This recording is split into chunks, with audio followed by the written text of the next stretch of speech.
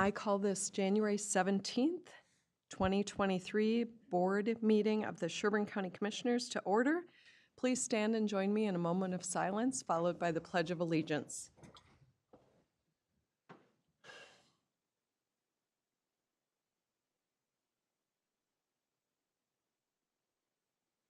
I pledge allegiance to the flag of the United States of America and to the republic for which it stands, one nation, under God, indivisible, with liberty and justice for all.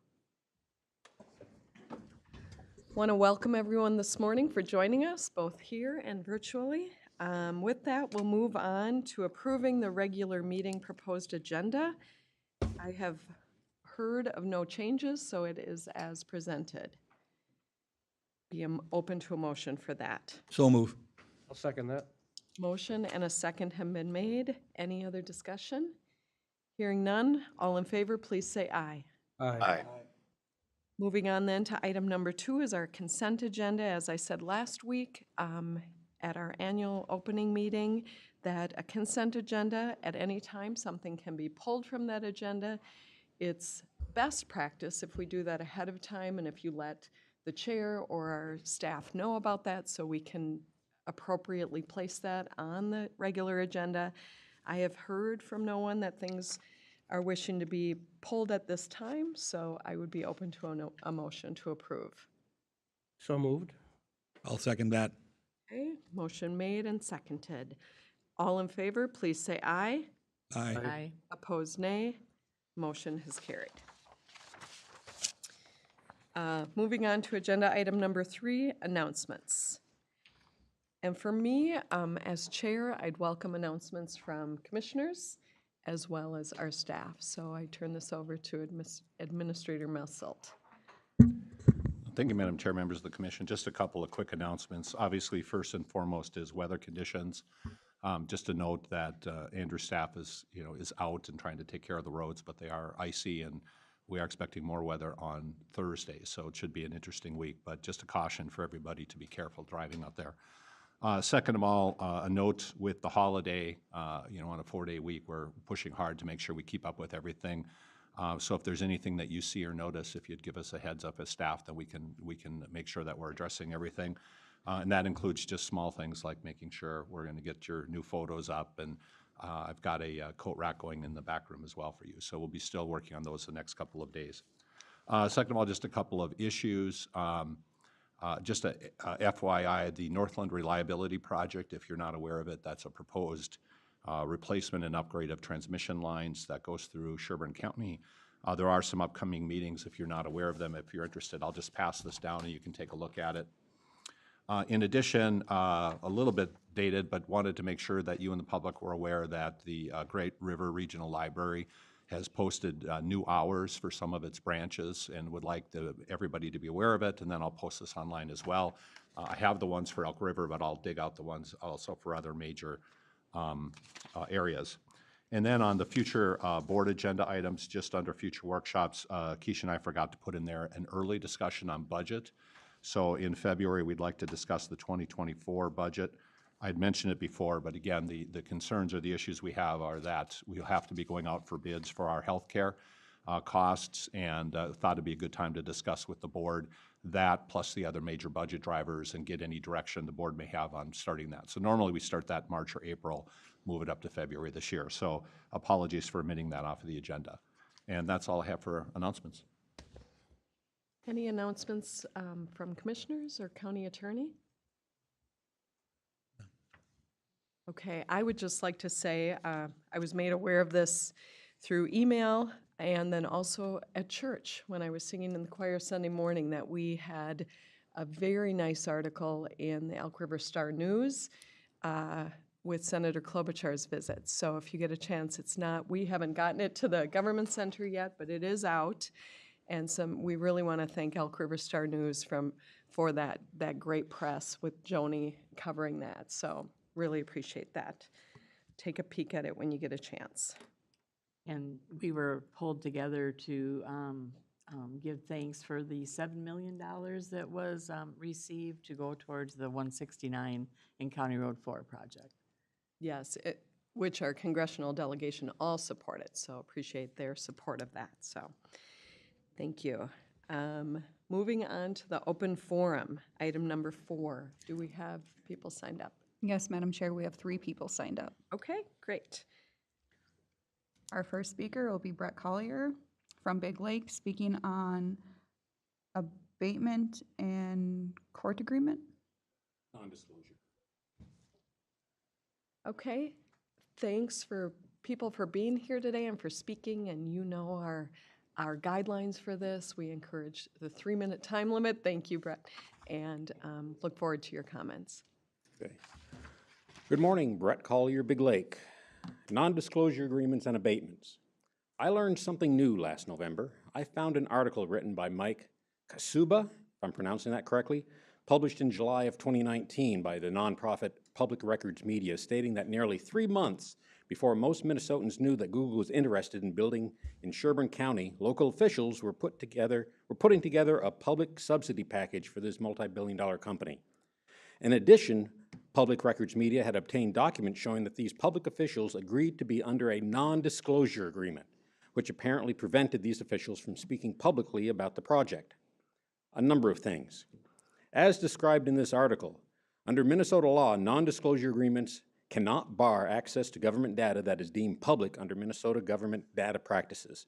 The law presumes that all data collected, created, received, maintained, or disseminated by government entities is public unless otherwise classified by the Act. Sherburne County is not a profit business, a for-profit business. That deals in trade secrets. There is nothing that you as the board should be keeping from the public. I see no business that the county should be involved with where a non-disclosure should even be brought into the mix. Are there any non-disclosure agreements active today? Next, a large multi-billion-dollar corporation is the last entity that should be receiving any type of abatement. I spoke here back in 2021 against the tax abatement for Premier Marine, although for different reasons, and learned that the county has already handed out back then almost a dozen abatements. How many do we have now? I don't know. But every time an abatement is granted, that means that while the entity creates an additional burden on county resources, instead of paying for that burden, their neighbors pay an additional cost of increased property taxes. I again ask that a moratorium be placed on any future economic development abatements. Thank you. In the handout that I gave, it's got the link on the bottom, and I'll email that out to make it easier for you later in the day. Thanks, Brett. Thank you. Next. Next, we have Kari Watkins of St. Cloud speaking on open forum. Thank you. Good morning. Good morning, Madam Chair and Commissioners. I'm Kari Watkins, and I live in Haven Township. I'm here to voice concern about the placement of the open forum to what seems to be outside of the board meeting. This appears to me to force us out of the board meeting without physically removing us. I will refer to the organizational chart Mr. Messel spoke about at the last meeting. The Sherburne County residents are at the top of that chart and should be afforded the opportunity to speak within the board meeting rather than outside the meeting. Our comments should be a part of the public record, both as recorded during the meeting and as written documents to be included in the minutes, as Mr. Collier brought up during the last open forum. Excuse me. Please continue to keep the open forum within the board meeting and not before it starts. As Mr. Messel said, as a public body, there's an obligation to hear from our citizens and residents. I'm not sure if this was passed or if it's going to be discussed further. I did watch the meeting and read the agenda, and it wasn't exactly clear what was passed. But regardless, Mr. Messel said you can make changes to the calendar and republish it as a public notice.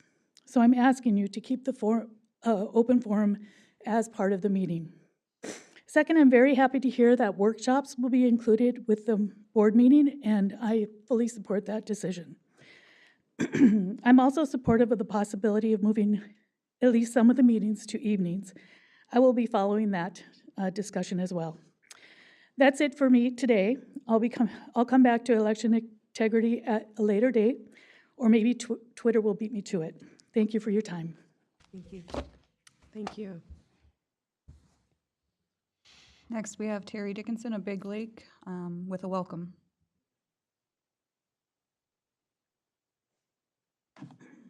Congratulations to our newly elected county commissioners. We are counting on you to uphold our constitutionally protected liberties. God has granted you an awesome opportunity to serve the citizens of Sherburne County with honor and integrity. My first request is that you carefully evaluate each decision on whether it upholds our liberties and is in congruence with the U.S. Constitution, the land of the law, and the Minnesota Constitution. Secondly, please end consent agendas. All issues brought before the Sherburne County Board affect our liberty, our property, and our money. Please give your constituents the courtesy of discussing each and every issue in public at these meetings.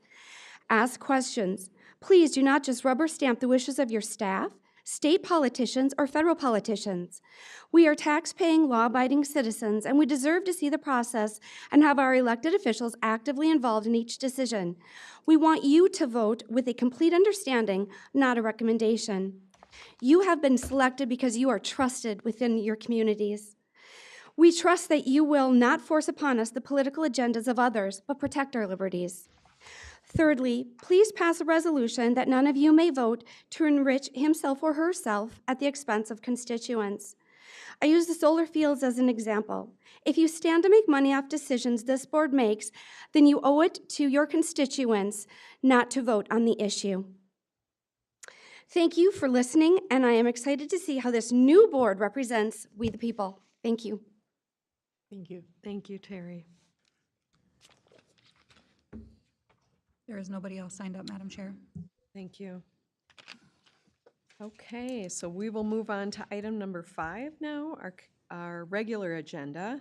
5.1 is to consider and approve an application for the EPA's Recycling Education and Outreach Grant. And we have Addison joining us. Good morning, Madam Chair, members of the board. You've heard previously from our office regarding applying for a solid waste infrastructure for recycling grant, and that's to site a source separated organics facility. Now, this is a separate grant that we're interested in applying for through the EPA, and this is for recycling education and outreach. So for that other grant that we're applying for, that we've gotten the authorization to apply for, that's for purchasing equipment, can cover costs of infrastructure and constructing a facility for source separated organics. This grant would cover the education and outreach to businesses and residents to get them to participate in the program, and would also allow us to purchase bins and receptacles for residents and businesses, and so that they are able to contribute to the program.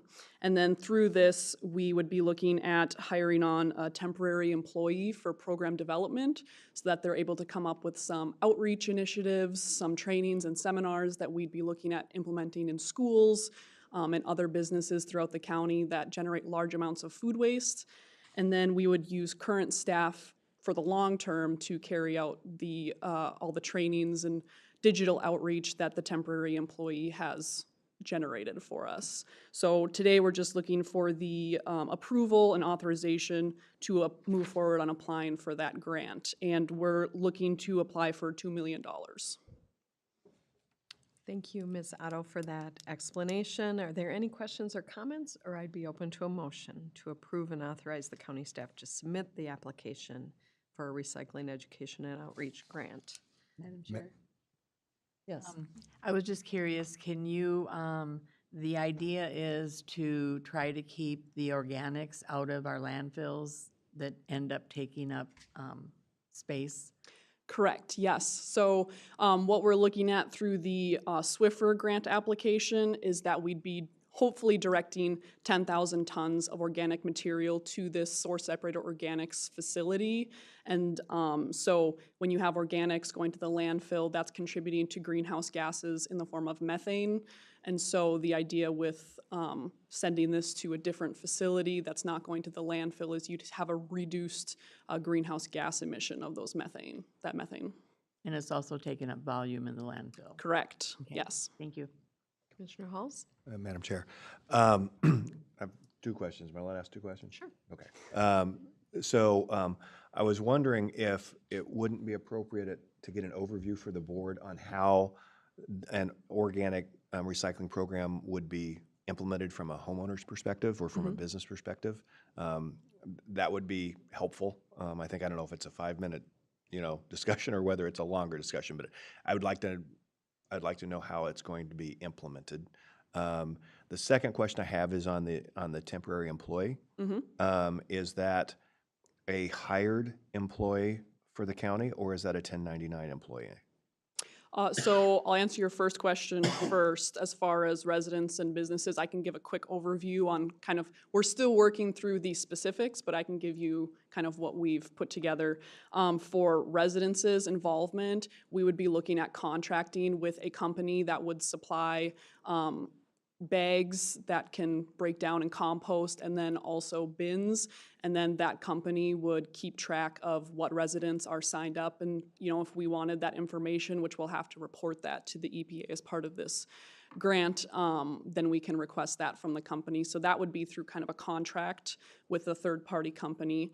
And then for businesses, kind of similar to our current SCORE initiatives, they would apply through our office, purchase, dumpsters, receptacles, whatever they'd be looking for, and we'd put a maximum amount of money that they could request, and then that would be a reimbursement through our office once they supply us with the receipts of what they have purchased and it'd have to be obviously approved by us for what they purchase and what would be reimbursed.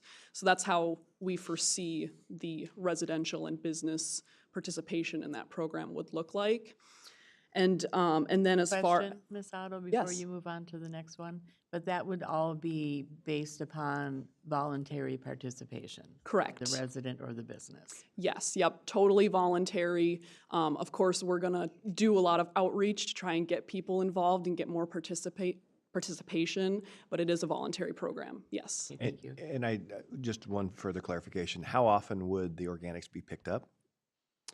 As for businesses, that would be on the hauler. We'd have to, have a hauler lined up for that, and they would determine that based on how often those containers are getting full. And so that would have to be determined at that time, depending on how many businesses are along their route and everything. For residents, I actually should clarify, it's a drop-off program, so they have the bins, they have the bags, but then we would have dumpsters at our current yard waste facilities, and they would bring their organics to those facilities and drop them off in the dumpster. And those are free for residents to enter those yard waste facilities. They just have to get a key card to get into those.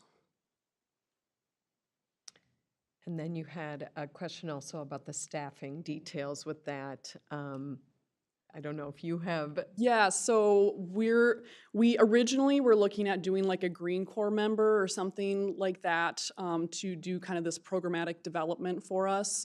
But Green Corps is not currently accepting new proposals from any entities. So we could still, if they do end up starting to accept proposals again, we could still explore that option. But what we're looking at right now is a temporary seasonal employee, kind of like a seasonal internship for the 3 years of the term of the grant agreement. And so they would be, I think the maximum we can do for hours is 536 hours before you have to, there's like additional benefits and everything that have to be offered. So we would be looking at doing the 536 hours for each summer of the term of the grant agreement. Okay. Any other questions or comments? And what I recognize is some of the board members weren't here for our overview and our workshop that we did on prior, so that might be one to add to the calendar also. This is a big issue and a big thing that we work on, waste. So in our closest waste where we're able to take anything that shouldn't be going in landfills is Wade Park. So I think that we'll add that to our workshop list. Do you need a motion to add that? Yeah, I don't need a motion to add that, thank you, but I do need a motion if the board is willing and wishing to approve and authorize county staff to submit an application to the EPA for a recycling education and outreach grant. Madam Chair, I'll make that motion. Okay, I'll second. great. There's a first and a second. Any other discussion or comments? With regard to our workshop list, it's just ongoing and we just keep adding it, so we'll do that. Okay, hearing none, all in favor, please say aye. Aye. Opposed, nay. Motion has carried. Thank you. Thank you. Madam Chair? Yes. Just a quick question for the board. We already have a discussion going on solid waste with respect to enforcement. Would it be okay if I scheduled both on the same day? Okay. Makes thank you. sense. Thank you. Moving on to agenda item number 2, with Mr. Weber, consider and approve the American Rescue Plan Act update and recommendations. Good morning, Madam Chair, Commissioners. Today, we just have one expense under the $50,000 threshold, and that's for jail PPE, gowns, masks, gloves. So that is a one-time purchase, so looking for a motion to approve that recommendation. Madam Chair, I'll make that motion. Motion made by Commissioner Danielowski. Is there a second? Madam Chair, I'll make the second. Seconded by Commissioner Gray. Any questions or comments? Hearing none, all in favor, please say aye. Aye. Opposed, nay. Motion has carried. The next request is for a parks maintenance vehicle, and I'm going to turn it over to our parks coordinator, Gina Hugo, to talk about why that's needed. Okay. Good morning, Ms. Hugo. Good morning, Madam Chair. Good morning, Commissioners. I'm here to ask your consideration for a request for use of ARPA funding for a parks maintenance vehicle. Currently, our staff to vehicle ratio is 2 to 1, so we have 2 staff and 1 vehicle. The park maintenance technician is currently using the vehicle assigned to the coordinator position, which is a 3/4 ton pickup. It does not have the capacity to operate a plow and pull the park grooming and maintenance equipment.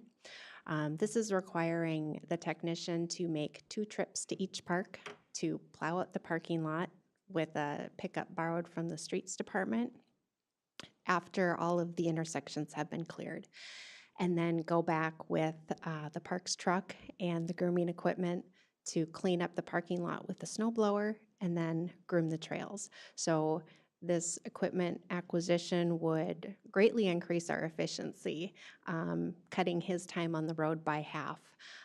So we're asking your consideration for $52,000 to purchase a new 1-ton pickup for the park maintenance technician. Thank you for that overview. So questions, comments, or I'd be open to a motion to approve the park maintenance vehicle as part of our American Rescue Plan Act funds, utilizing those funds.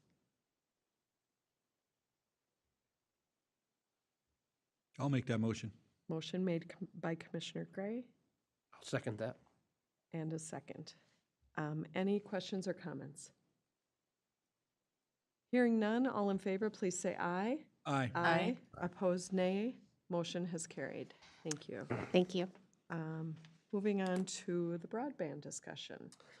Next up, we received 3 applications for round 2 broadband projects. If you recall, the previous board allocated $1.5 million to broadband projects, and these 3 were submitted through our application portal.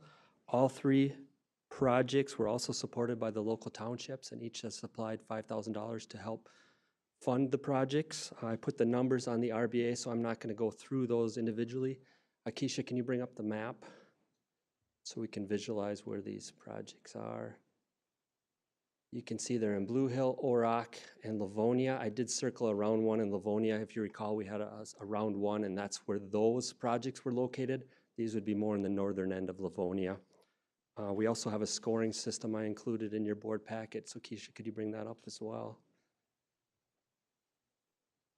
Yeah, scroll down a little bit and you can see the chart. So we already approved 2 RVIG projects as part of this round, and you can see the totals and the scoring on those projects. And then the Blue Hill, Livonia, Orac projects are for discussion today. So with that, I'll just open it up for any questions you have. Any questions? Madam Chair? Commissioner Halls? This is another one where I wouldn't mind getting some additional information on, just because technology changes so rapidly, especially with respect to broadband and other potential methods of delivering broadband. So I'd like to get an overview of this, if that would make sense. Absolutely. Actually, Midco's Before you scheduled said to, it, I thought this is another workshop, so, Midco's actually scheduled to present in March. okay. So they are going to talk about their projects, what they accomplished last year, what their goals are this year. So maybe that'd be an opportunity to ask Yeah, questions. and at the end of the day, because technology changes so fast, I just want to make sure that we're being as efficient as possible with the taxpayer dollars to deliver that service. Thank you. And this is also hard fiber in the ground. So we've been told over time that that is the key that you want to have available, along with like what you're referring to, some of the other entities. Correct.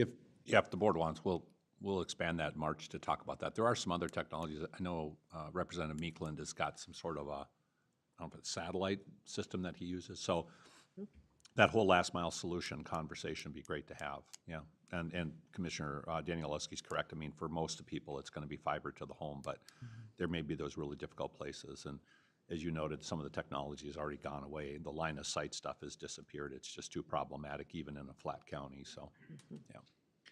I just think that this is a really good discussion to dig a little deeper in for us all to learn more. I know 6 years ago when I campaigned, and then again, how many years ago, it was the #1 issue for many of my constituents. And then during COVID, we learned how much it was lacking for in-home businesses, students, all of that. So I think great discussion that we can have more from and learn a lot. So, Commissioner. Dan, are these going to be built this summer? They'd be next year. These 3 projects would be next year. They In may 20 start this fall, but it would be completed in 2024. Okay, and the ones for Haven and Clear Lake Township, those were in '23? Correct, yes. Okay, all right. And Dan, does this need action or is this information? This needs action if it were to Okay. move forward, correct. Great. So if we're to move forward, we do need action on the broadband project information utilizing the American Rescue Plan Act appropriation. So move. Motion's been made. Is there a second? I'll second. Seconded. Any other questions or comments? Hearing none, all in favor, please say aye. Aye. Aye. Opposed, nay. Motion has carried. Thank you. Thank you. Moving on to, we're a little ahead of ourselves. Item number 5.3 is to review and discuss the commissioner committee assignments. So that's us and Administrator Messi. Yeah, and as you look at, we did give hard copies if you don't want to look at it over the screen, but I would just note, if you entertain your discussion, a couple quick updates. Keisha will remind you what we've added since the last board meeting, but even subsequent to that, a question did come up about the Transportation Alliance. So if you would write that at the top of your hard copy, just so that when it comes up, you'll have it. And I do have a letter kind of explaining what they do. It's not a committee that we have commissioners assigned to. It might just be a watch or a participant issue. But when we get to the Ts, we'll add that discussion today as well. With that, Keisha, do you want to just briefly highlight what we've changed since the board last saw it? Yes, so since we last reviewed this, we learned that we needed to add First Steps Joint Power Board. This is a committee that requires a commissioner from each of the joint powers. And we also need to have 2 members for the Tri-County Solid Waste Joint Powers Board. We currently have 2 assigned, but one is a member and one is an alternate. So we would either need to have that alternate be a full member, then add an alternate, or add 1 member and keep our current alternate. And then we would also have a request for a committee that we have decided to call Big Elk Lake Park Development Committee. This is requesting to have 2 commissioners for this committee, along with members from administration, parks. Bruce, do you remember the other entities that will make up this joint powers? Yeah, commissioners, if you recall, the last couple of years, we had a park acquisition committee made up of 2 commissioners to assist staff with the grant solicitation and ultimately the decision to purchase the park. Did Gina stay or did she sneak out? Okay, so Gina is asking that given the nature of the relationship as we move forward with development of this park and our partners, it made sense to ask if the board would consider another committee that would work on parks development specifically for the Big Elk Lake Park, but also there's potential, we could get out of alignment with our other parks. So just to have a handle on that. The challenge is that this will be one that's going to have partnerships with our Native American communities. So, and probably, I'm guessing, some state agencies, as well as Palmer Township and us. So it would be one that would probably be a very interesting committee. Obviously, there's a default thinking that Commissioner Gray should probably be on it since the park is in your district, but I don't want to predispose that selection. So when you get to that, if you want to talk about that as well. And then we also, from the first draft, we accidentally left off the law library, and that has been added, and Commissioner Danielewski has requested to keep that committee assignment. And then the last thing we'll note before you start your discussion is Keisha did do an analysis of number of committees as well as number of alternate assignments. And generally, I think staff's opinion is pretty balanced. It's obviously your decision, but you guys did a great first cut. So I have some recommendations out of the, on all of these. So let's start on page number 2 with Big Elk Lake Park Development Committee. And with my recommendations, I'm also open to discussion on this. So I am wanting to recommend that Commissioner Gray serve on that since it's in his backyard. And then I would also like to serve on that as current chair and my past participation with that up to this point. So if there's no disagreement, Gray and Phoebe. Commissioner Danielewski, or let's move on to page number 3. First Steps Joint Power Board. That is a quarterly meeting, I believe, 9 a.m. Commissioner Brandt served on that. It's an early childhood type birth to 5 Joint Powers Board with surrounding counties. Is that a tri-county? Maybe in Wright. So it's with other counties. This is new for us. So is there anybody, obviously it's in, within the HHS realm, but if anyone's wanting to step out of the comfort zone a little bit and try something different, otherwise I would certainly take that. Crickets. I'll be the alternate if you're going to take it. Okay, That's fine. unless you want it, Gary. No, that's fine. Okay, so we'll do Phoebe and then Gray as an alternate on that one. Moving on to the next page, I think we're good. Law Library, as you see, Rayanne, Commissioner Danielewski. We had said in the past that that's a 1-year rotation, but we've found that by the time it's meets quarterly, by the time you get your feet on the ground with it, we're going to recommend that the commissioners stay on 2 years or even more, so. By the time you get a handle on the acronyms. Yep, the acronyms, all of that. And then the Tri-County Solid Waste, page 6, Joint Powers Board. After mulling that over a bit, having served on that in the past, I am going to recommend that Rayanne stay on that. She was the alternate last year. Actually, no, we served on it. I moved up into it. So, yeah. Rayanne and I served on it. I think we need some consistency there. So I'm asking if Commissioner Danielewski stay on there, and then either Gray or Felber also serve on that. It's quarterly. A meeting is coming up, I believe, on the 30th. 31st. At Pope Douglas, 31st up at in the Melrose. 31st with Pope Douglas.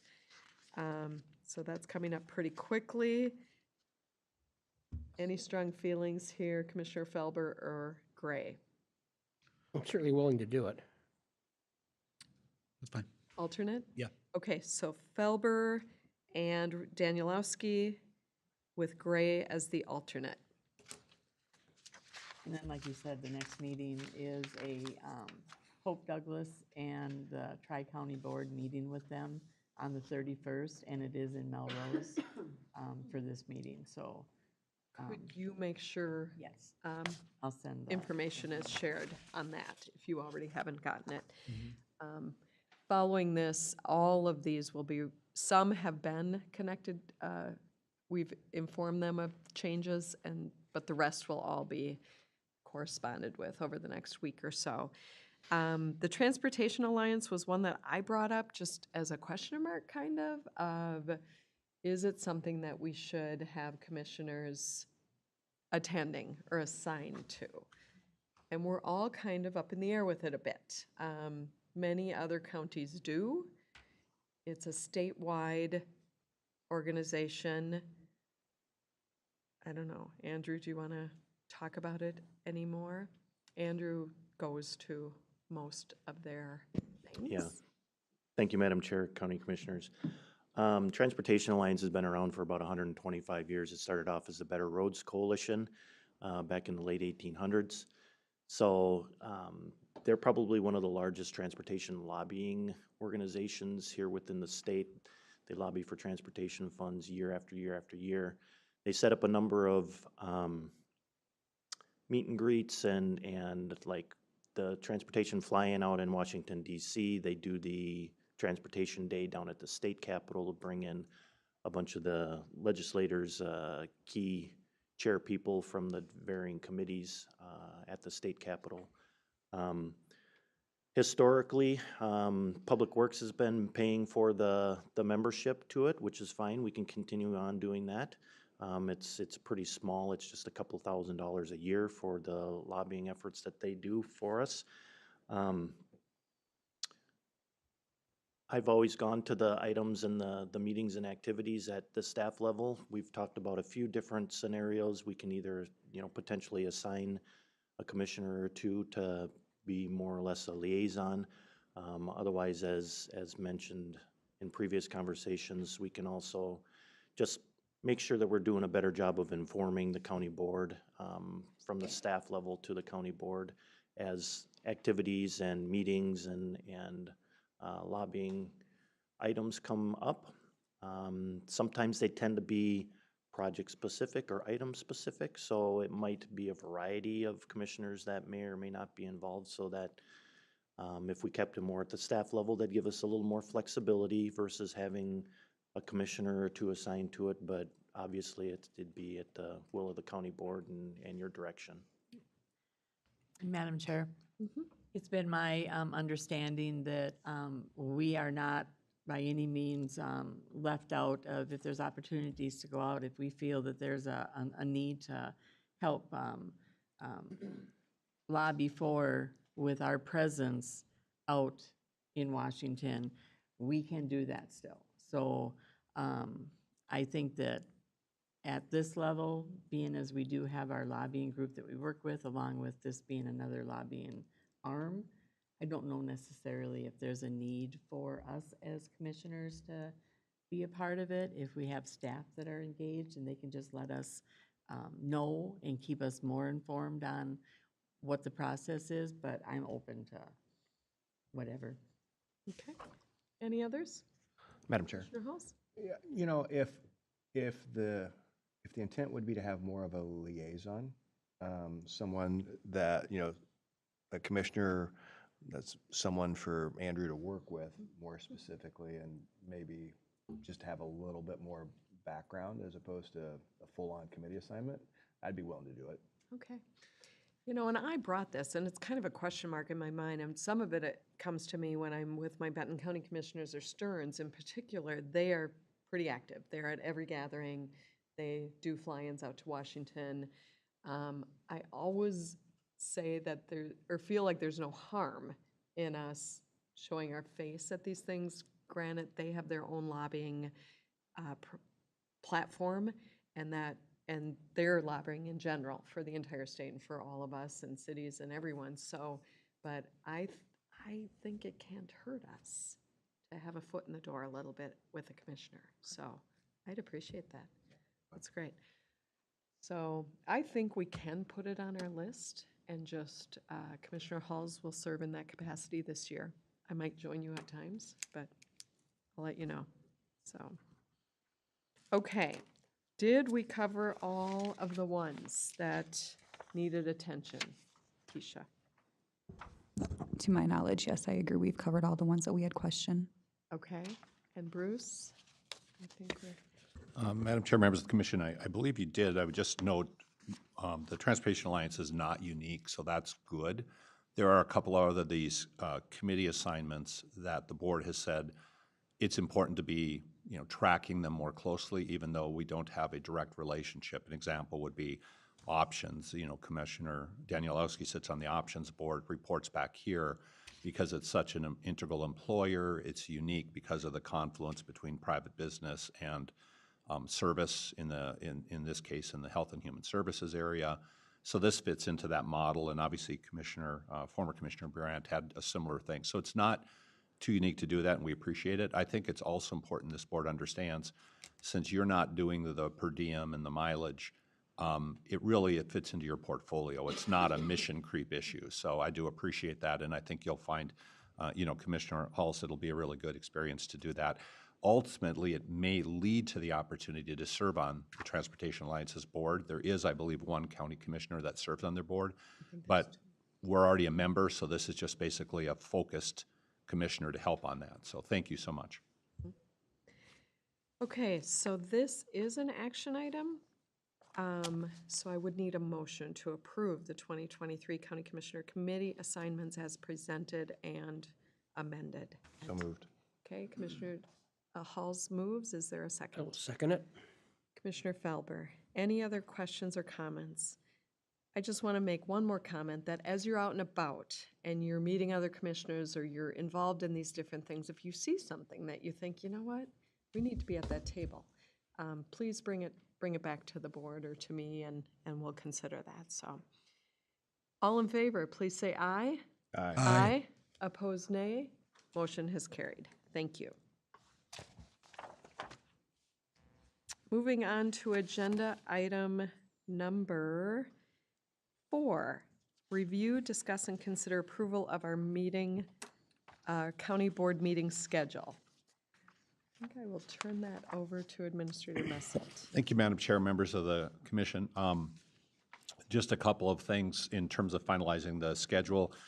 You had indicated you wanted to hold off on that until you got through the committee assignments and took a look at your workloads. What we have in front of you is pretty much what you saw before, with a couple of open-ended discussion items.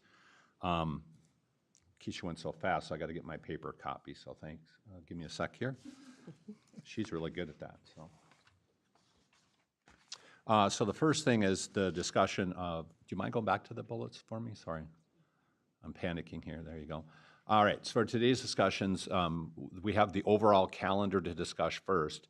What we had open-ended from the last board meeting is the July meeting. We only have typically one meeting in July.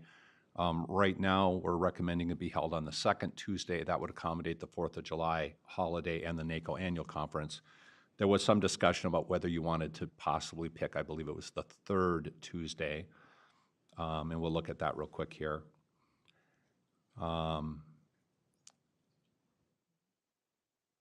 Yeah, actually, right now Currently, it's we have listed it on the 3rd. on the 3rd. So one option is to move it to the 2nd, I'm sorry, yeah. And either one is fine. What happens is we have a 2-week gap or a 3-week gap on the front end or back end. So really, the 11th or the 11th or the 18th is fine. So we'll go back to the bullets on that. You want to go back to the other bullets? Or if you want to take these one or the other, we can do that. So, okay. So that would be the one question, the 11th or the 18th. The second question is in December, we have the first meeting on a Thursday, and that's due to the EMC annual conference. And then we often list the second meeting if no business is required. So that's in the calendar as it normally has been. Then if we go down a little bit, the other topics that were raised here, whoops, you jumped it. Go ahead and, there we go. If you want to go down to the next page there we go. There was discussion about holding an evening meeting. When we looked at this and taking the comments and reviewing the actual discussion, one of the thoughts that I wanted to throw out is whether or not it makes sense, instead of having a normal business meeting in the evening, would be to maybe start quarterly this year having a focused workshop.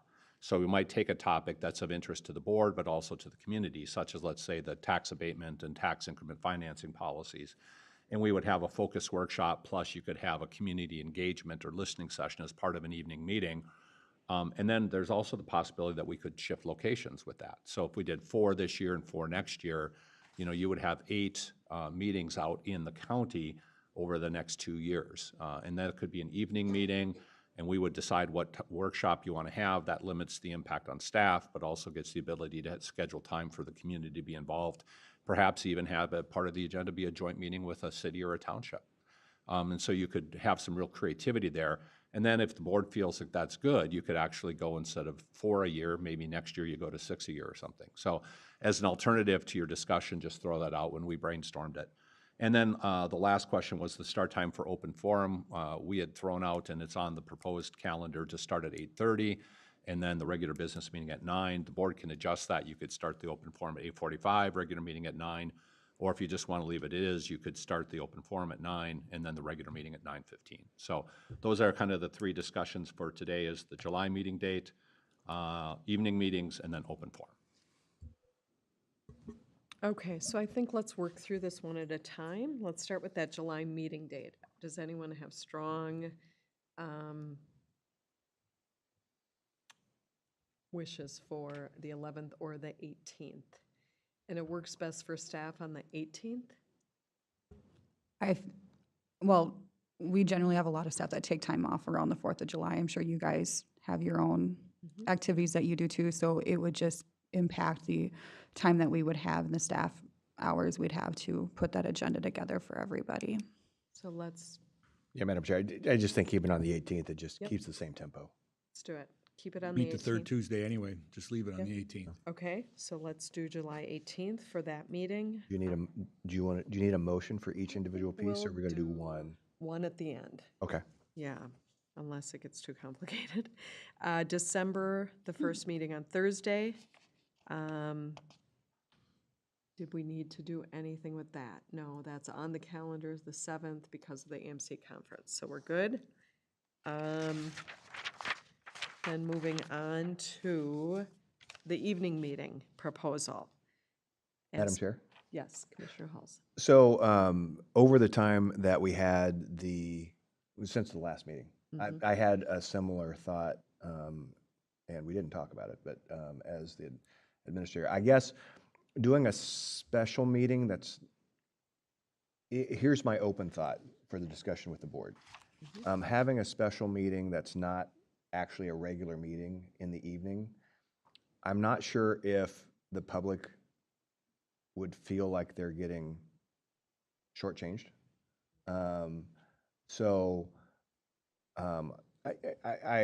I like the creativity and I like the idea, don't get me wrong. But one of the reasons that I brought it up originally was I feel like that even if the attendance doesn't change, you know, it does provide the opportunity for a different set of folks to attend the meeting. I'm okay with the idea of doing it initially once a quarter, and if we get good response, then we add meetings next year in the evening.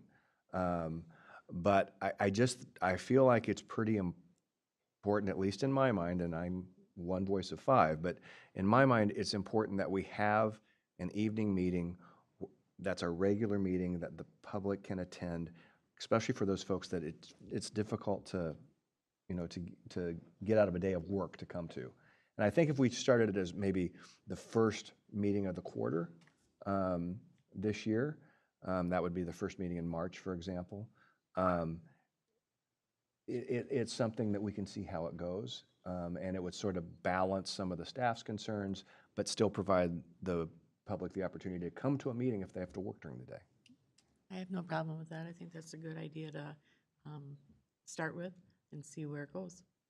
Yeah, I concur with that too. I like to have the regular meeting, but being from the area of the county that is completely remote, I think an alternate location would be to take us to the constituents would be good.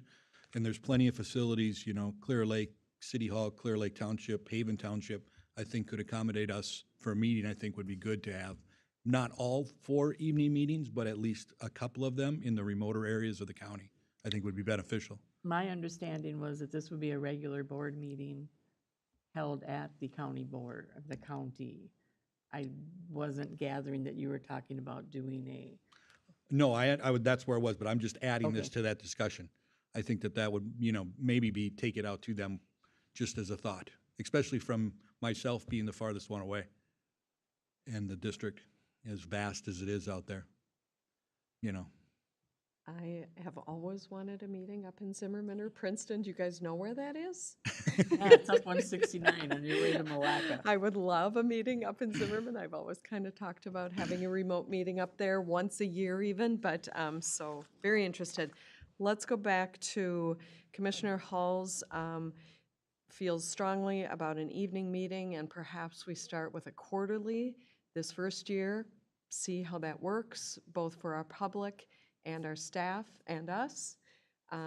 Recommended starting that March 7th. That would be a regular board meeting, and where those get tough to travel with are, we need so many staff people at them, and possibly on a real short notice. So those are good to have here in this building. I'm not opposed to the travel option. I'd love to have something in Zimmerman or Princeton someday. But I think to start just having a quarterly meeting, board meeting here, that first Monday of each quarter would be a great start to try.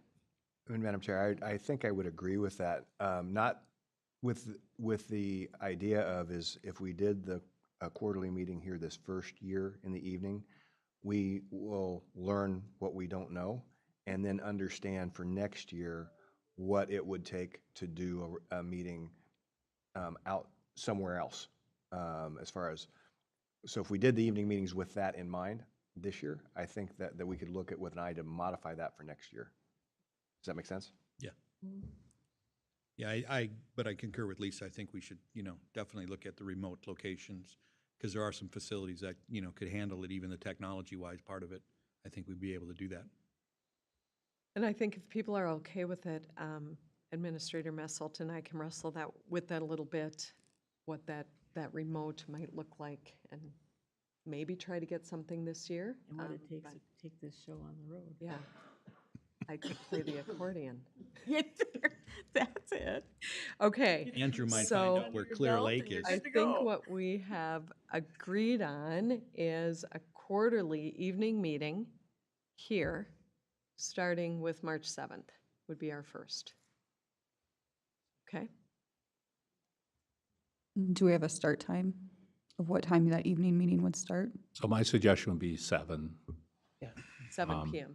Yeah, it just, our normal meetings run between, 90 minutes to 120, so then we'd be 7 to 9. But, I mean, you can start earlier. I just think with people, especially our commuters, by the time they get home, have dinner, see the kids and the spouse, it might be 7 o'clock, makes more sense. Otherwise, you might have the criticism, if you're starting at 5:30, it doesn't do me any good.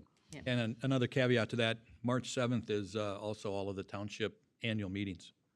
The first Tuesday of the month in March will be all the annual meetings. That'll be an election day. Oh, so that might be tough, because some of us go to those annual meetings. Move it to the second one then? Yeah, we could do the second meeting 14th of the month. For the 21st. Yes. Okay, I'm going to ask people to try to speak through the chair, so we sorry, control Chair. our discussion. Thank you. March 20, the third Tuesday of the month is always the library meeting, so that won't work.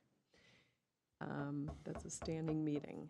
So, yeah, March 7th is a tough date because of township annual meetings. So, what do we do? Madam Chair, Yes, thank you. for this one, can we just move that one then into April? And then start quarterly back in the rotation, so we'll do the next one probably in a couple month time frame. Does that work? Well, So just I'm sorry, yes. just a comment, if you did April, because we only have one meeting in July, that would probably work. If you did April 4th, and then the next one would be the 18th of July, because you decided the later date in July. Just, sorry to interrupt, but that might help at least. Well, and because of that township annual meeting schedule, we might have to have it on an odd month. So let's start with April 4th. Our second one will be July 18th. And then the next one will put us at October 3rd for this next year. Okay? Another comment, Commissioner? Okay.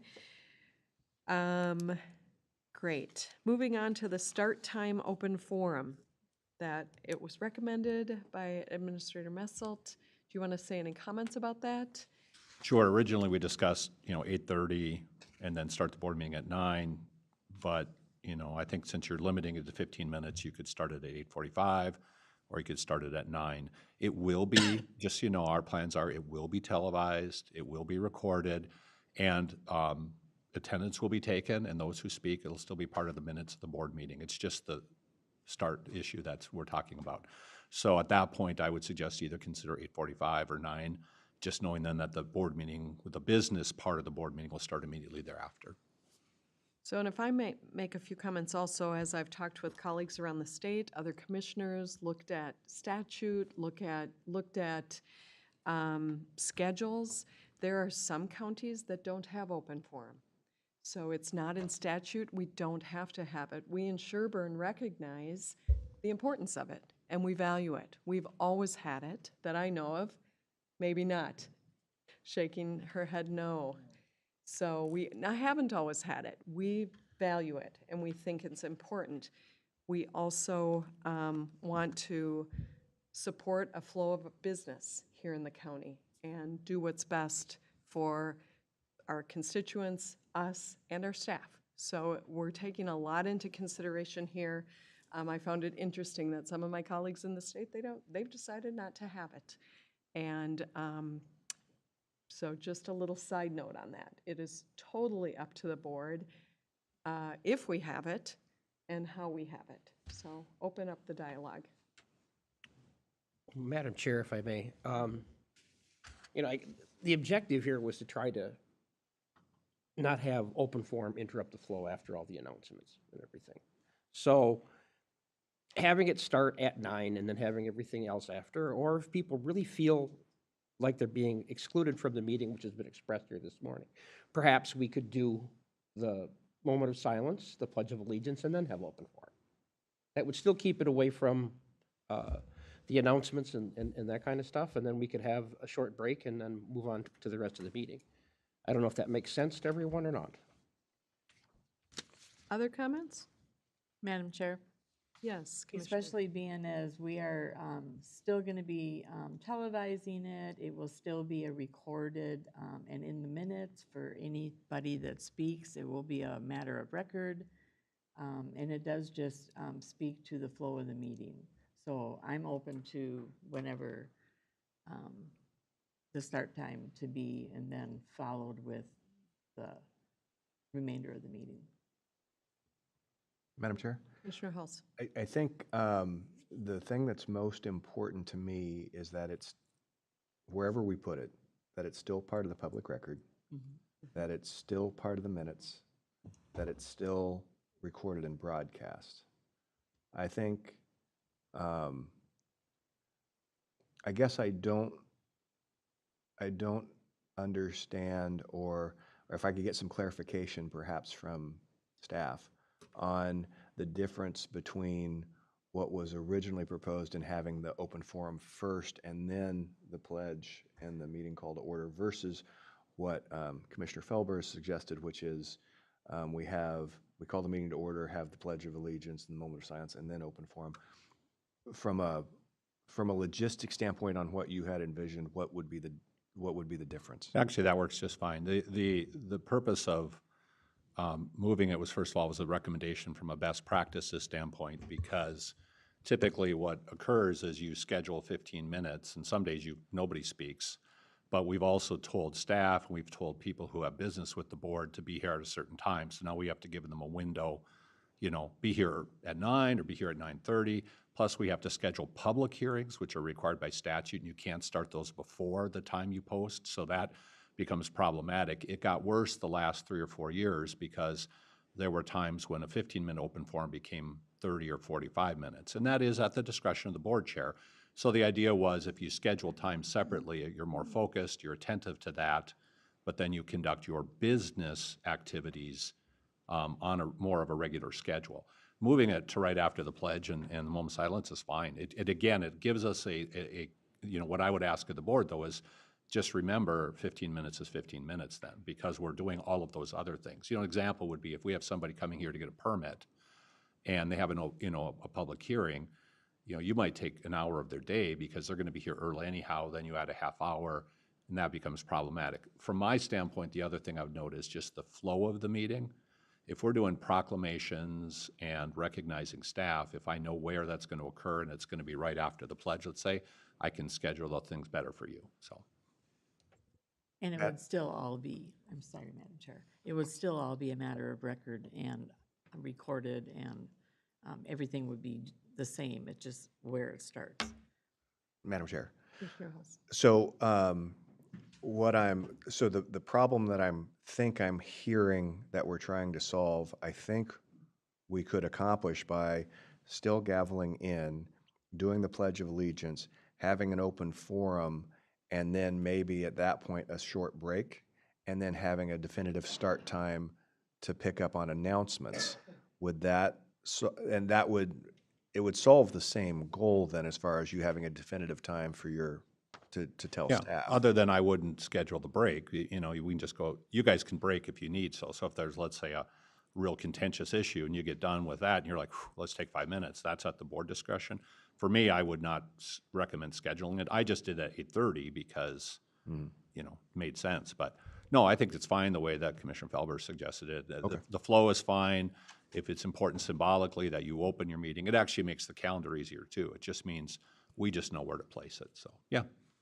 I think though, if we limit the open forum to the 15, 20 minutes max, if we don't use it all, we take a break till the next time frame when the meeting starts. If we have 20 minutes, that's it. First come, first serve on the open forum, and once we get through at the 20 minutes, the open forum's over with. Whether that's 15, 20, whatever we would decide, I think would be so they can schedule what they need to in a time frame that works. Well, and if I may, I would suggest we'll do that, especially if we have a public hearing notice. You've noticed some meetings get really clunky where I'm shifting real quick for you. If it's staff and it's internal, I will do that. But if it's external, I may recommend a 10-minute break, yes. But I guess if you're going to make this change, my recommendation is give the board chair and the administrator the flexibility. Don't have a mandatory break, because if you have nobody speak, then you might have a half-hour break, unless you want it.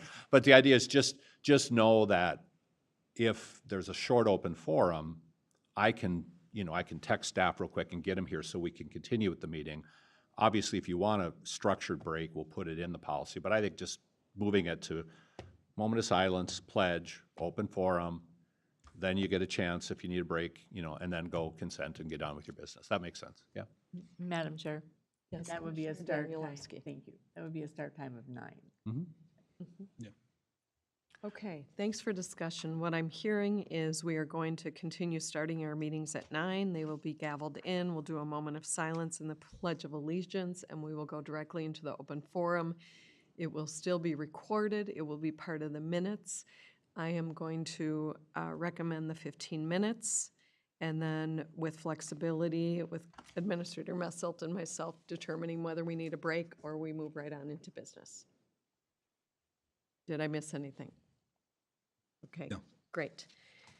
I believe those were the items that we were to cover under calendar, and we have a calendar for next year. So I'd be open to a motion to approve the 2023 County Board meeting schedule as modified today at today's meeting. Madam Chair, I will move that we approve that schedule. Okay, I'll second that. great. First and a second. Any other discussion? Madam Chair, with your permission, could I make a recommendation that you also, as part of that motion and second, authorize the administrator to adjust the policies, specifically in 2 areas we listed, the flow, and you're going to just slightly adjust that. So if you want in one motion, say, approve the calendar and authorize the administrator to change the policies accordingly. So Commissioner Felber, would you be open to a friendly amendment to Yes, do such? indeed, yeah. Commissioner I'll Gray? second that, yeah. Okay, yes. Any other discussion or question? Hearing none, all in favor, please say aye. Aye. Opposed, nay. Motion has carried. Thank you for that great discussion. Moving on to agenda item number, I've lost my agenda. Number 5, Madam Chair. Yes. Here we are. 5.5, the legislative priorities. Turn this over to Administrator Messelt. And I just want to share with the board, this is why you have a county engineer, because we have brilliant clerks and administrators and the deputy administrators and auditors, treasurers, and commissioners, but it took an engineer to remind me that April is actually the start of the second quarter anyhow, not March. Right, Commissioner Halls? Thank you, Andrew. So I just want to say that's really good. So it took all of us to figure it out, so. Okay. Yeah, and actually, I'll say we have brilliant audience members too, because none of you guys caught it either. So Brett, where were you on this? Come on, man. All right, with that, let's, if you don't mind shifting just for a few minutes to legislative agendas. I'm actually going to start with the super long one, and if I get wonky, just say move on. But I want to highlight, especially for our new commissioners, last year to this year, and also to note that if you're interested, this is available for the previous 2 or 3 years as well. So you could go back and say, what did we do in 2020? What do we do in 21, 22? But just real briefly from 22 to 23, you'll notice a theme here, which is not much got done at the state level. But we did have some successes that I want to highlight real quickly. First of all, on the first page, within the state funding for regional park acquisition, we did have partial successes. You know, we got several grants and also had some federal success. So I highlight that even though it continues as a recommendation for next year. Item 4 from last year was we were looking to do a transfer of jurisdictions from Trunk Highway 25 and County State Aid Highway 11, that's south of 10 over to the bridge. We actually found out we didn't need to do that, so that was nice, but our original plan was to introduce legislation. And then also, as Dan noted, we did have partial success with funding for border-to-border broadband, and so we highlight those for you as well. With that made, I'm not going to go through all of the other individual county or department ones. You'll see the results in that middle column on the notes of what happened last year. What I would note for you is our recommended priorities for 2023. With that, if it's easier, you can shift now to this one, which will be actually made, if you approve it today, into a nice bifold to leave behind with elected officials. Otherwise, you can just look at the spreadsheet. What your staff is recommending for the top 6 priorities for the county this year at the state level are as follows. Secure construction funding for the Zimmerman interchange. Seek state funding for regional park development, since we've got through acquisition. Advocate for county cost share exemptions for individuals committed as mentally ill and dangerous, and Amanda's here if you would like a little more information on that one. Support continued state funding for border-to-border broadband. Support expanding solar power production tax to all facilities, and support increased community correction funding and a formula fix. Now, what's new from last year to this year? The last one is the community correction funding and formula fix. It almost got done last year. This was the $1 million loss for Sherburne County because it didn't get from the legislature to the governor. The formula is consistently and traditionally underfunded. And again, our tune was about $1 million. It's also not indexed. Roughly speaking, state law says that the state's supposed to pay roughly 50% of community corrections bills. They pay about less than 30%. The reason is the way the statute's written, all the money goes to the Department of Corrections first, they fully fund their programs, and what's left over gets distributed. So it's been this pull and push for many, many years. Last year, this almost got to the finish line. It didn't. We'd like to elevate that to a high priority this year. The solar production tax is something that Stearns County has been taking the lead on, but they've now gotten traction with AMC. The idea here is that all solar facilities should pay a production tax. Right now, there's an exemption for 1 megawatt facilities and smaller. And I will tell you, the reason why it's good to be on the offense is we're always on the defense because everybody, including Xcel Energy, is trying to get rid of the production tax completely, which would be a tax break for those companies. But then the school district, the township, the city, and the county get nothing for those facilities, other than a small increase, Dan, for the valuation of a industrial use on an ag property. Amanda, do you want to jump up while I do that and just really talk about MIND real quick? And then I'll just note, you know about border to border and the parks and the construction interchange. So I'll just have Amanda highlight our other top priority, and that's the MIND funding. Madam Sure. Chair, before Amanda, can you make sure you highlight how much this particular situation has cost us Yep. and the residents of this county? Oh, she's not Why going to we do have- that. We have another one coming, so. Oh, geez. Another one. so. Okay. Good morning. First of all, MIND stands for mentally ill and dangerous. Individuals, when they are in state facilities, particularly AMRTC, Anoka Metro Regional Treatment Center, are covered primarily by state dollars until that state hospital determines they do not meet medical criteria. Nobody really knows what that means, but it's when the doctor determines that they no longer meet medical level criteria.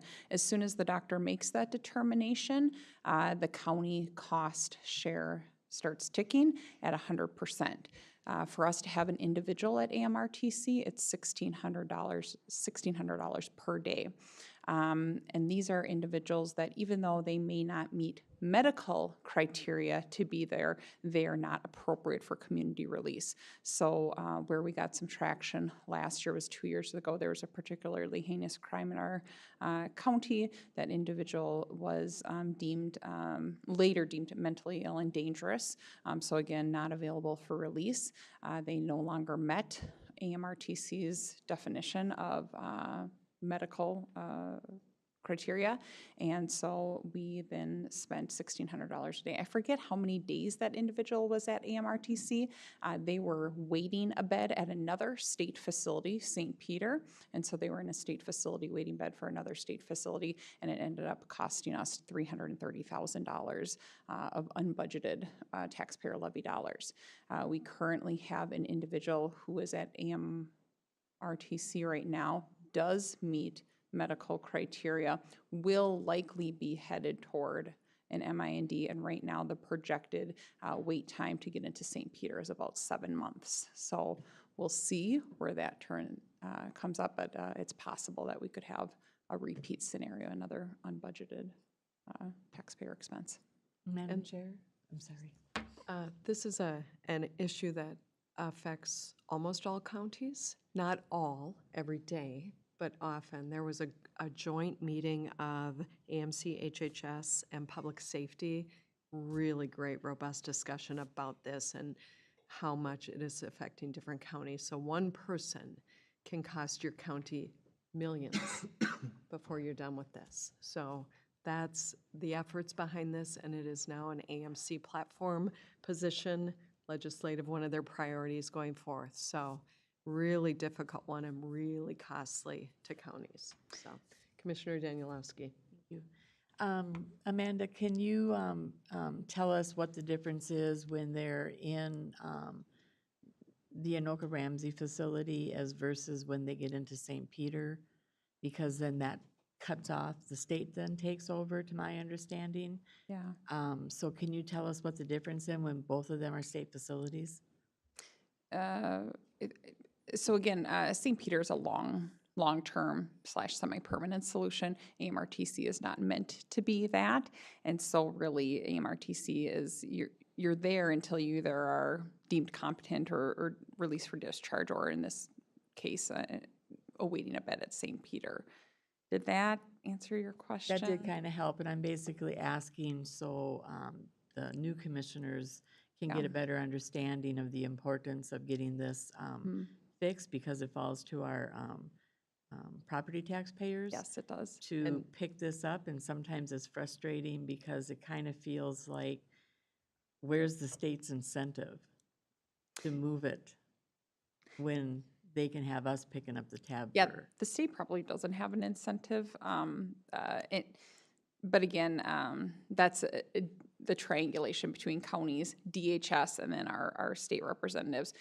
Just so you know, last legislative session, we did have this, Sherburne was chief author of this legislation. It did pass the House and the Senate, and then it was included for the omnibus bill, but of course, nothing passed, and so we're working on it again this year.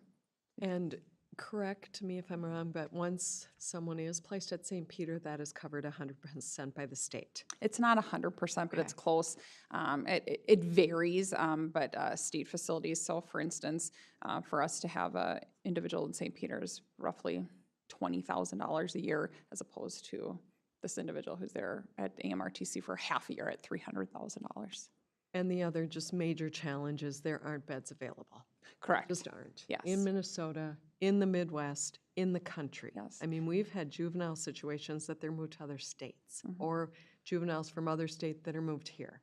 So it's very complicated, very layered, and we've got some good work, some good efforts going toward this. Or in the example of Stearns County, they've had kids who they're not able to find placement for housed at their government center for 6-9 months. So they've got a rotation of social workers, public health nurses, community correction agents, constantly providing 24/7 supervision for these kids who there's no beds available. And that's becoming more and more commonplace. We haven't had that yet, but we're just holding our breath because it really is a matter of when, not if.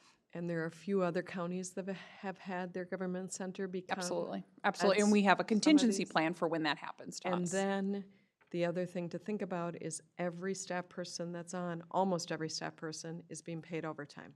So that is the cost of the county. So very complicated, very multi-layered, and efforts that both MICA, AMC are working on, as well as counties, so. Madam Chair, I think our attorney wanted to jump in, and then I got to, no? You good. The other thing I would note is the difference, because the statutory fix, while there's a philosophical issue, is actually very minor, because sexually dangerous predators don't have that drop off the state. So they go from short-term to long-term, and if there's a hold, state pays it. So it doesn't make sense why mentally ill and dangerous get dropped to the county, sexually dangerous predators do not. So we've not run into a lot of philosophical opposition, but as you can imagine, for a small county to have a $325,000 bill, they don't have the reserves, let alone the operating funds, to cover that kind of thing. Fortunately, we did. Yeah. This has decimated some budgets of smaller counties, and it becomes levy, so, unfortunately.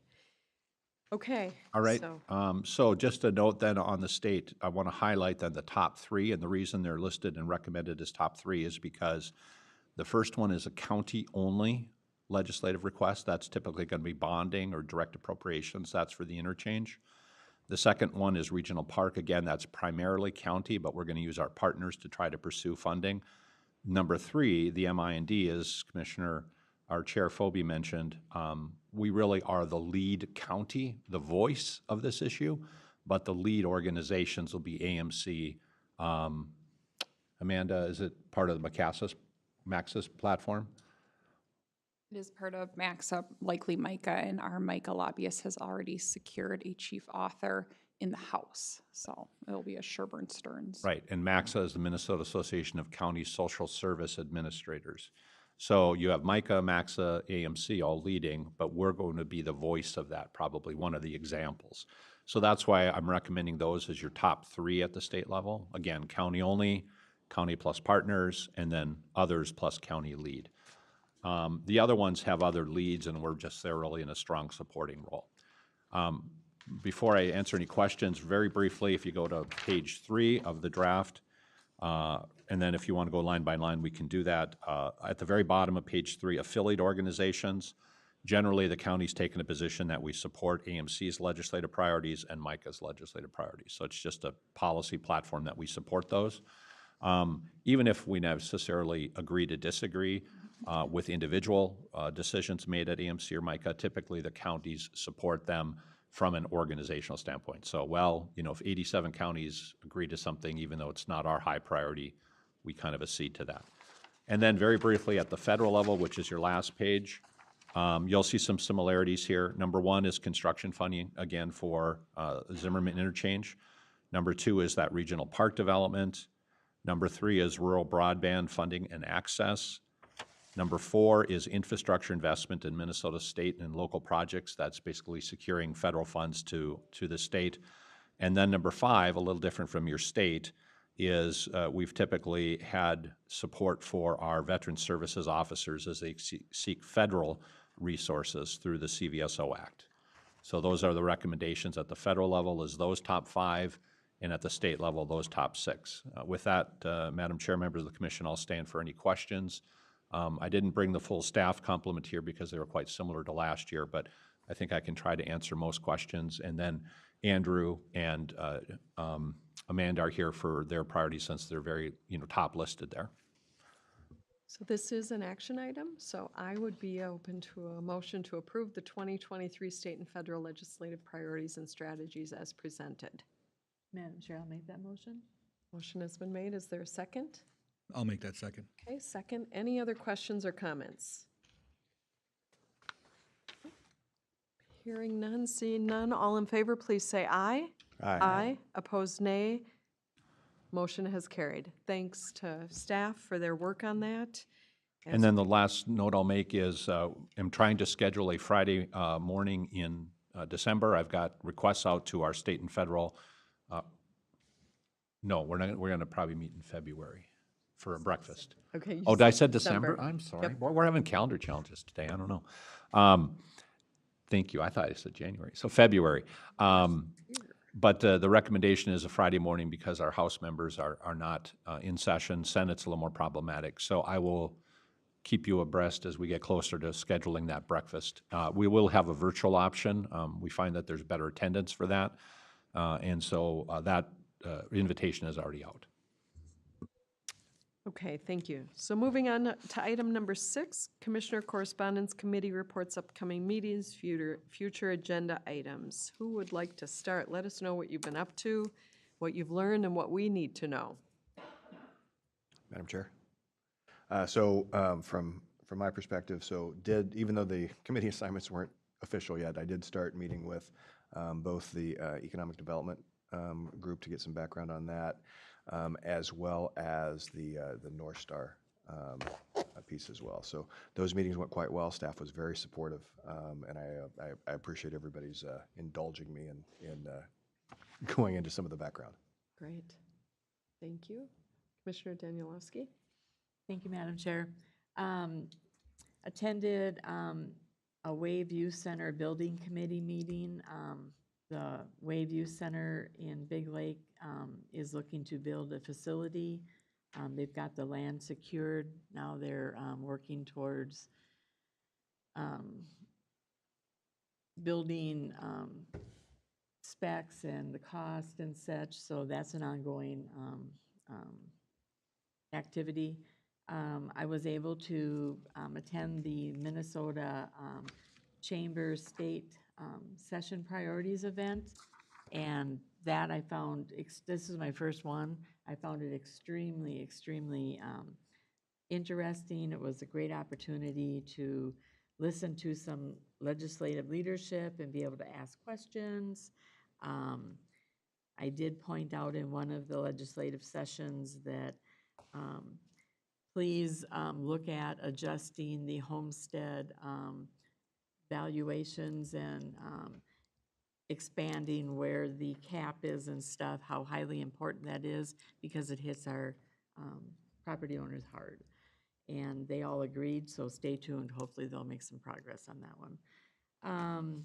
And then also attend the January 5th meeting, had the meeting with Senator Klobuchar to be able to, along with the Zimmerman Mayor Nick Stay and their administrator Randy Pasecki, and we were able to express our thank you to the congressional group through her for the $7 million to the Zimmerman Overpass project, and then also express that we are still in need of funds for the build and maintain that support, and some other priorities that were important to us as a county we're able to express.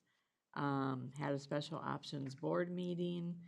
I'm happy to say that it was approved by the options board that they are going to be purchasing the coffee cart that was here at the government center, and they are going to be looking at getting that up and running And they're super excited about that, and I'm super excited to be able to have them do that in the government center. Also then, had an APO board meeting in St. Cloud.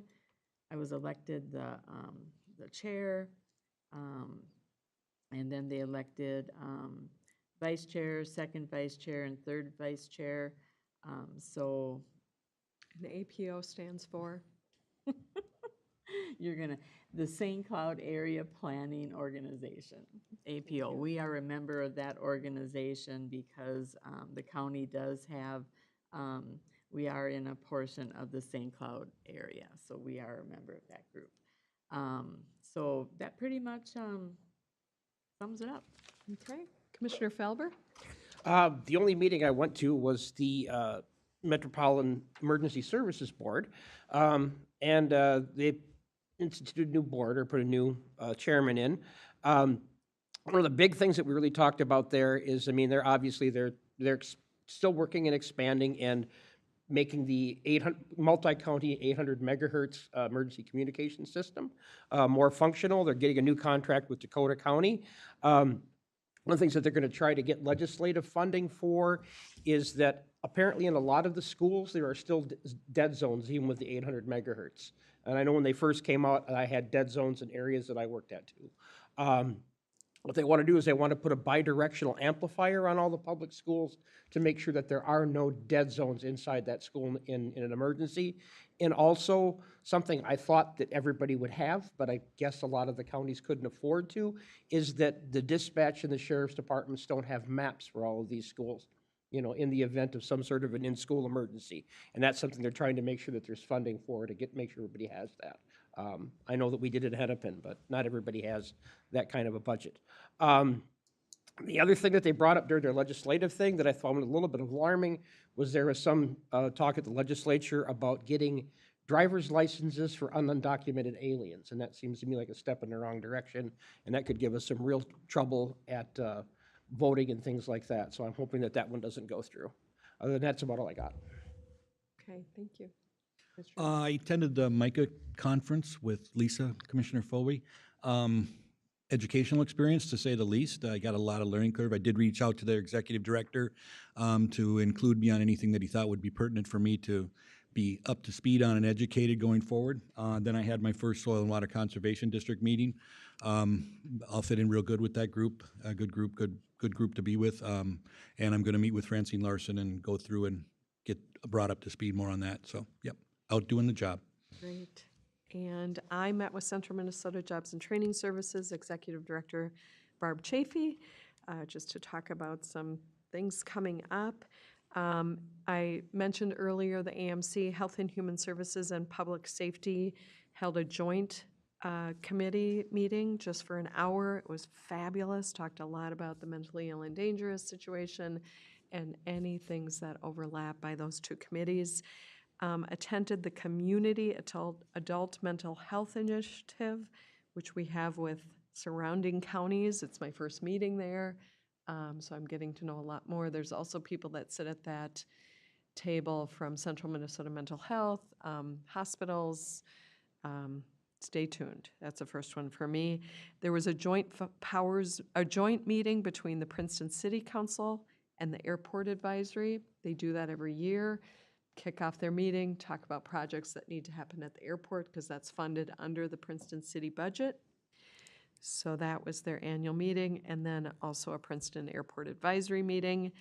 Also was at the MICA meeting. How many times was Felix's name brought up, Gary? Dozen. Yeah. He had it by the end. No offense, Felix, if you're listening. And then I also listened in on the Sherburne Soil and Water and thanked them for the 6 years that I was able to be the liaison to that. So that's it. As Administrator Messelt said, the Northland Reliability meetings are coming up. You may have all gotten information or that was passed along. Yes. One, with the Northland thing, it's on the 26th of January. All three of us new commissioners will not be there. Oh, that's right. So if a staff member or one of the other commissioners could attend as a representative of the county, might be a good thing. That's good. Thanks for that reminder. And I believe that's it. Any other dates? We have a few more workshops that will come up at any time. Bring those up. It's just great learning for all of us. We are going to take a break now, so I will recess our regular meeting to a break, and let's come back at about 5 minutes enough? Okay, 10:35. So be back here at 10:35 and we'll start our Community Health Board meeting.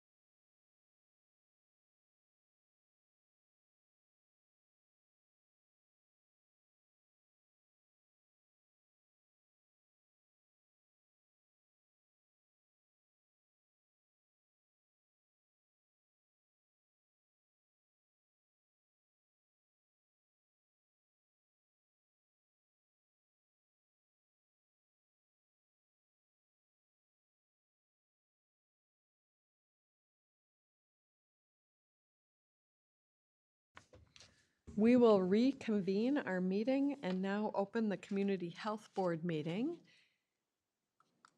Welcome, Ms. Nicole Ruhoff. First on the agenda is to approve the meeting agenda. So I need a motion to do that. So moved. Is there a second? And a second? Commissioner Felber. All in favor, please say aye. Aye. Opposed, nay. Motion has carried. Moving on to agenda item 2.1, we'll review and approve the Community Health Board minutes of September 20th, 2022. Be open to a motion for that. Madam Chair, I'll make that motion. Motion by Commissioner Danielowski. Is there a second? Madam Chair, second. Commissioner Hall seconds.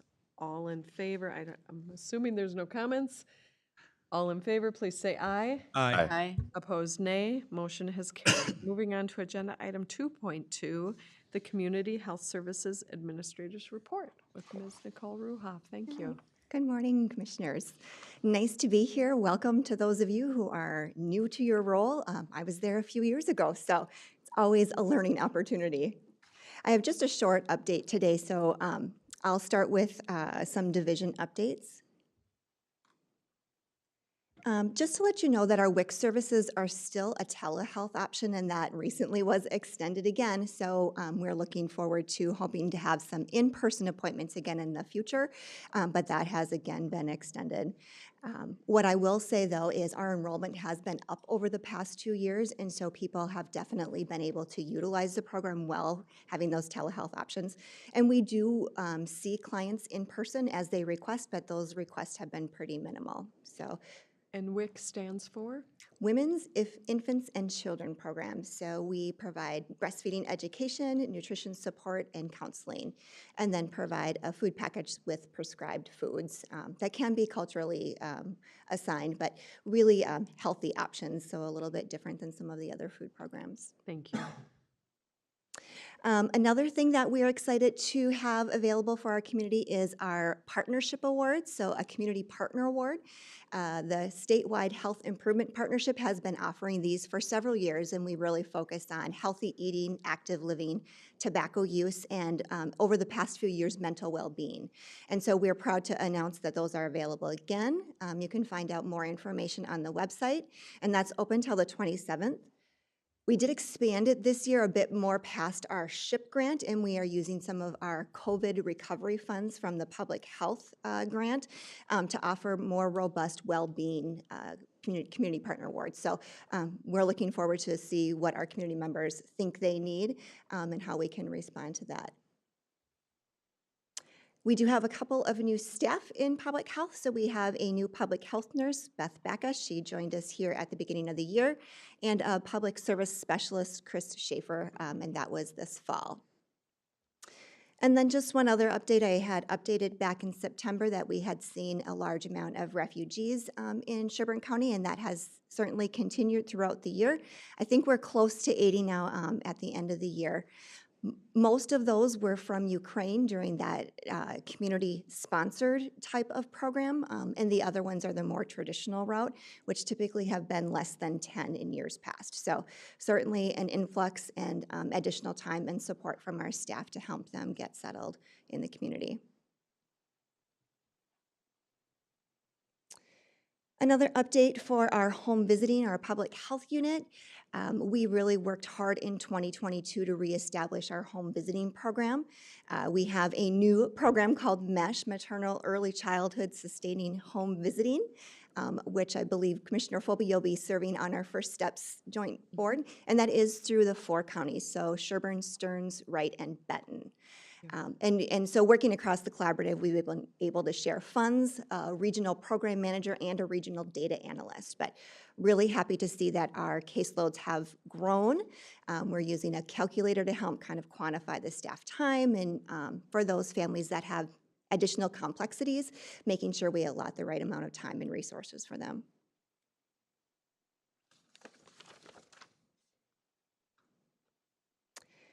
Just a quick update on SHAC, the Statewide Community Health Services Advisory Committee. That's a mouthful. We do have our first meeting coming up next month, and Commissioner Phobie has been the alternate for us on that committee. So I didn't hear, but I'm assuming you're staying a part of that. Yes, I am.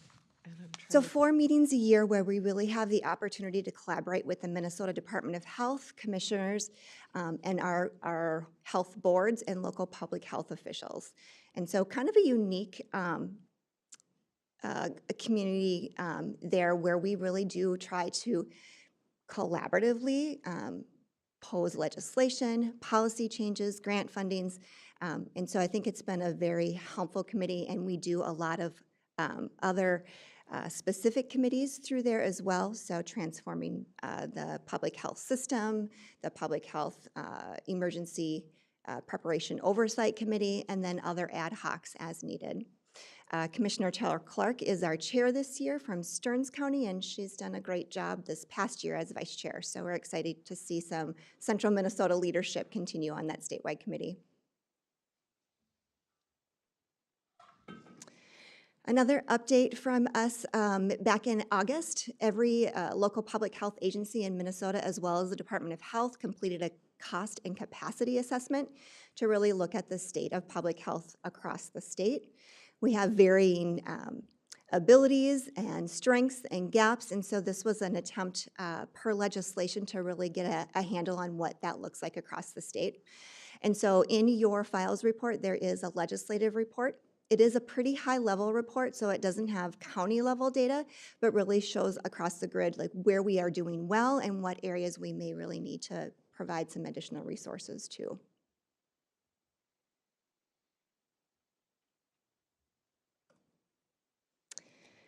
A few updates on COVID as well. So just kind of rounding out the years, the number of cases. Certainly in 2021, we saw a peak of cases. 2022 down slightly, but again, that does not include any of those over-the-counter tests. So if there were positive tests that persons chose to test themselves at home, that is not recorded in the statewide system. So anticipate that this number is much larger with those tests. And then a summary of those hospitalized, admitted to the ICU, and death. 2021, of course, was the most severe impacted year. Hospitalizations were high, and although they were high again in 2022, the severity of the illnesses were less, and we saw less death and less ICU.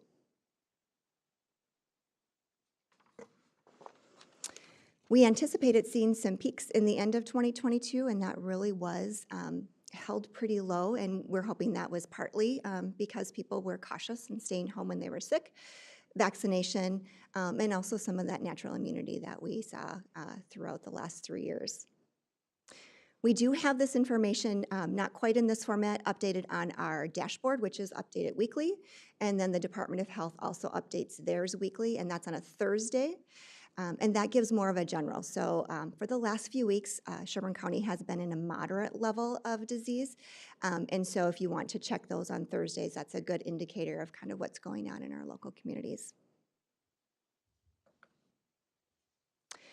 And then just a high level, those that have been vaccinated, we do see that folks in Sherburne County have been vaccinated. The most is 1 dose. Those that completed the series is closely behind that, but those who have engaged with a booster is fairly low.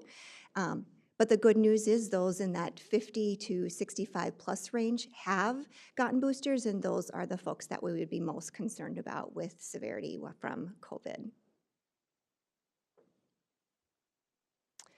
Then I also provided some additional resources. COVID updates have gotten less and less over the past. If there's something relevant, I certainly will continue to have those a part of this meeting. But should you want any information outside of the meeting, just contact me and we can get you additional resources or info. There was an update that came out on Friday from the CDC with an advisory that they are looking at the Pfizer vaccine for the bivalent booster and some low risk for ischemic stroke. So I don't have any more information other than they haven't changed any recommendations, but they are looking into that closely. So stay tuned for more info on that. Questions? Okay, any questions or comments for Nicole? Madam Chair? Yes. Nicole, can you send out a copy of your PowerPoint Yes. just presented? Thank you. Okay, any other questions? Okay, this is an action item. We do need to approve the Community Health Services Administrator's report. So I would be open to a motion for that. So move. Motion made by Commissioner Gray, seconded by Commissioner Felber. Any other questions or comments? Hearing none, all in favor, please say aye. Aye. Opposed, nay. Motion has carried. And item number 3 is to set the next Community Health Board meeting. When will that be?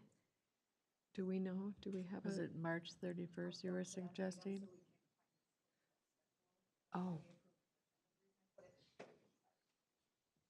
The reason I put it on there is because I wasn't sure if the agenda was going to be approved today, so in order to save us from having to post a special meeting, this way it would be on record that it was approved to be, the next meeting to be on a specific date. So I will jump back to the board agenda item from earlier, and we'll be able to determine what the next meeting date will be for Community Health Board.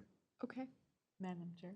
Yes. So the March 21st suggested meeting date is not a good one for what was included in our packet? This was in case, this was like in case you guys did not approve. Okay.